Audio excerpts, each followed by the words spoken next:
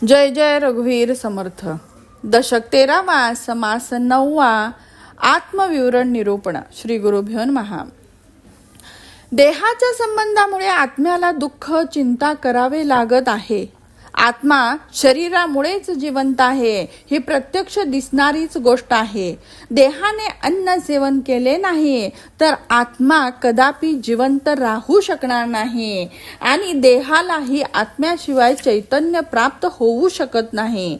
अशा प्रकारे आत्म्याने आणि देहाने एकमेकांना सोडले तर कार्य शून्य होऊ शकते. हे दोन्ही मिळाले तरच कोणतेही काम होते. देहाला चैतन्य नाही आणि आत्मा पदार्थ उचलू शकत नाही. स्वप्नातील भोजनाने पोट भरतच नाही बरं. आत्मा स्वप्नावस्थेत गेला तरीही देहात सुद्धा असतो. तो झोपेतच खाजवतो याची मजा पाहणा. असो, देह अन्नरसाने दिवसेंदिवस वाढतो तसे विचारही वाढतात. त्यानंतर वृद्धपणी देह आणि विचार हे दोन्ही खगतात. देहाने अंमली पदार्थ सेवन केले तर देहाच्या स्थितीनुसार आत्माही बेशुद्ध होतो. त्याची सर्व गोष्टीची शुद्ध हरपून जाते. देहाने विष घेतले तर आत्मा सावकाश निघून जातो. आत्म्याला देहाच्या संगतीने निश्चयपणे वाढणे नाश पावणे आहे. सारांश: आत्म्याला देहाच्या संगतीने वाढणे, खुंटणे, येणे जाणे, सुख दुःख हे सर्व अनुभवायला लागते.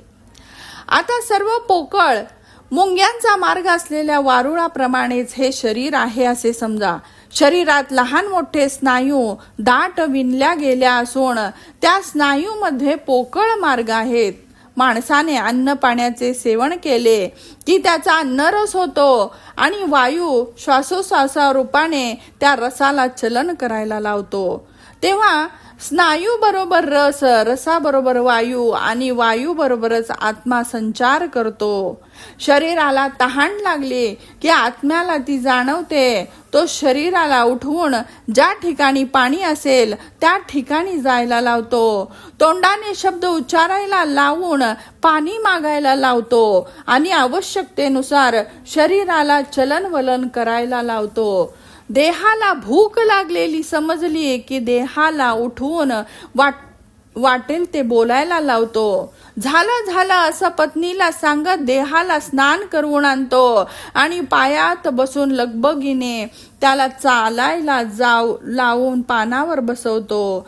त्यानंतर डोळ्यात बसून डोळे भरून पान पाहून हाताने चित्रावती घालायला लावतो. हाताने घास उचलायला लावून तोंडाकडे न्यायला लावून तोंड उघडवतो आणि दाताने चरवण करायला लावतो. एवढेच नव्हे तर जिभेत बसवून अन्नाची चव वास बघतो आणि अन्नात केस, काडी, खडा आला तर ते कळून लगेच थुंकतो. पदार्थ अळणी झाला असेल तर मीठ मागतो. पत्नीला काय ग असे का असे म्हणतो. एवढेच नव्हे तर रागाने डोळे मोठे करून तिच्याकडे वटारून बघतो.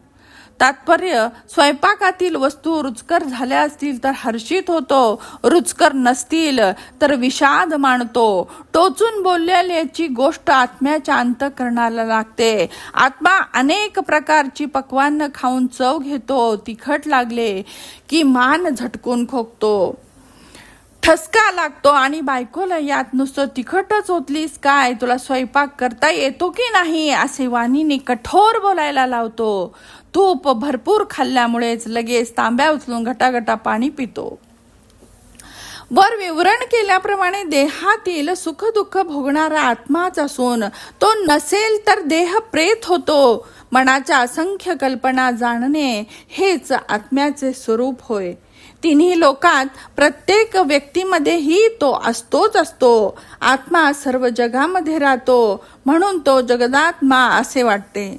विश्वात व्यापला आहे म्हणून तो विश्वात्मा आणि अनेक रूपाने सर्व काही करतो, चालवतो म्हणून तो सर्वात्मा असे वाटते. तो हुंकतो, चोखतो, ऐकतो, पाहतो, मऊ कठीण जाणतो, गरम गार जाणतो आणि तो जागरूकपणे आणि चपळाई करून खूप कार्य करतो. या धूर्ताचा विचार धूर्तच करू शकतात.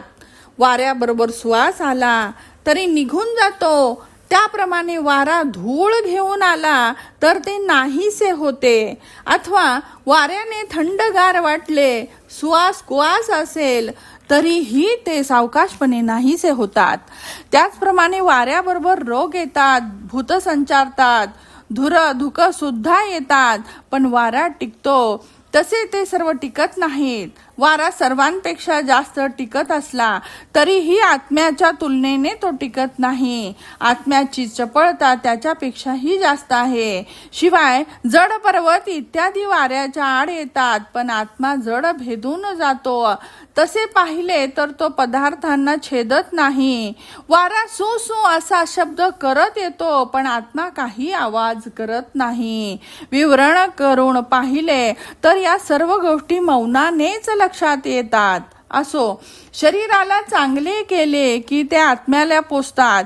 शरीरामुळेच त्याला समाधान होते. देहाला सोडून नुसते दुसरे उपाय योजले तर ते काही आत्म्याला पोचणार नाहीत. वासना देहानेच तृप्त होते. देह आत्म्याचा चमत्कार पाहायला गेलो तर ते तसे फार आहेत. देह नसेल तर आत्म्याला अडथळाच होतो. एकूण देह आत्मा हे दोघे एकत्र आले तर फार काही घडते. वेगवेगळे असले की काही संभवतच नाही.